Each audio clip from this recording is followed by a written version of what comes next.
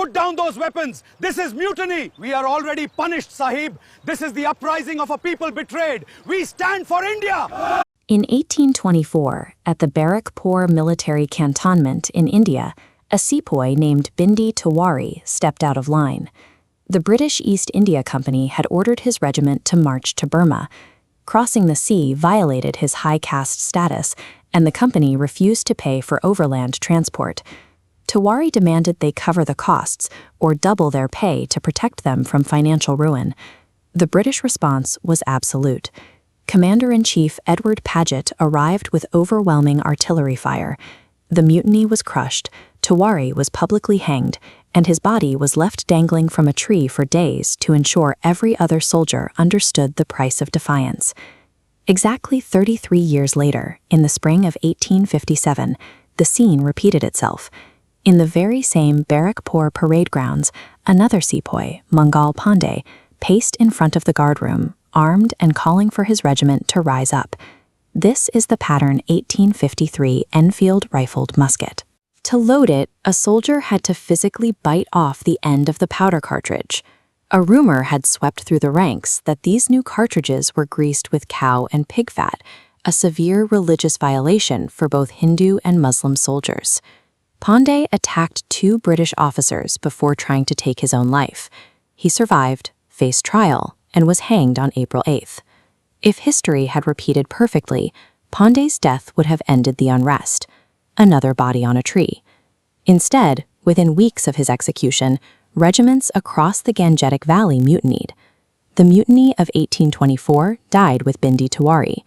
The Mutiny of 1857 almost destroyed the British Empire in India.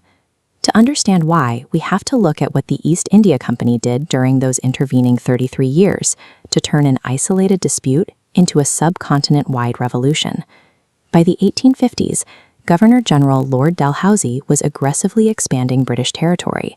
He annexed states like Jhansi and Satara, and in 1856 he swallowed the wealthy kingdom of Awadh entirely, displacing its ruler and dismantling its court. Through the subsidiary alliance, native rulers were forced to disband their armies and pay for a British occupying force. This cost flowed down to the peasantry through rigid taxes. When bad harvests hit, courts forced farmers to surrender their ancestral lands to outside moneylenders. Alongside the economic collapse, a deep psychological panic took hold. Christian missionaries were highly active, convincing the public the British were orchestrating a mass conversion. Rumors spread through towns that the government was secretly mixing cow and pig bone dust into the market flour to destroy their caste and faith. When the greased Enfield cartridges arrived in 1857, the sepoys viewed them as the final step in this plot. To them, the grease was undeniable, physical proof of a coordinated attack on their religion. In 1824, the soldiers were fighting over travel expenses. By 1857, they were fighting for their land, their rulers, and their eternal souls. The entire society had been backed into an existential corner, turning isolated military barracks into nodes of a massive, unified powder keg. The 1857 uprising is often pictured as a sudden, chaotic riot. The reality is that the sepoys built a highly sophisticated covert communications network right under the noses of their commanders. Messengers carried secret letters between regiments. Indian officers held late-night panchayat, local councils, inside the barracks to coordinate their plans. In the countryside, night watchmen distributed chapatis, flatbreads passed from village to village, acting as a cryptic signal of impending upheaval. On May 10th in Murat, that planning paid off. Using the evening bugle as a synchronized signal, sepoys simultaneously seized the armories, raided the treasury, and torched the wrecker rooms. As night fell, they marched directly to Delhi, arriving at the gates of the Red Fort at dawn. They bypassed all court etiquette, pushed their way inside, and demanded the aging Mughal emperor, Bahadur Shah, take command. He initially refused, but they cornered him until he agreed.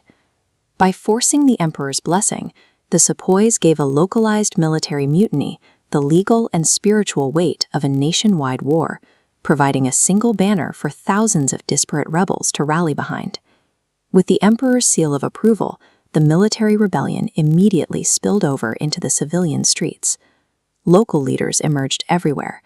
In the villages, men like Shah Mal organized displaced farmers, while religious figures like Maulvi Ahmadullah Shah led thousands of Muslims in a holy war against the company. The rebels expanded their targets. They began systematically hunting down and dismantling the infrastructure of British control. They slashed telegraph wires, dug up paved roads, and burned the courts to ash. They actively hunted down the wealthy moneylenders who had profited from the British land grabs, burning their houses and destroying the debt ledgers that held the peasantry hostage. By May and June, the British had no response. A century of East India Company administrative control disintegrated in weeks as officials fled and the machinery of tax and law ground to a halt, collapsing, as one British officer noted, like a house of cards. This document is the 1858 proclamation by Queen Victoria. Following the brutal suppression of the rebellion, the British government realized the East India Company could no longer hold the subcontinent. This order officially abolished the company, transferring direct rule of India to the British Crown. You can hang an isolated mutineer like Bindi Tiwari and silence a barracks. But when you spend 33 years dismantling a society's wealth, land, and faith, you build a powder keg. And once that keg is full, no amount of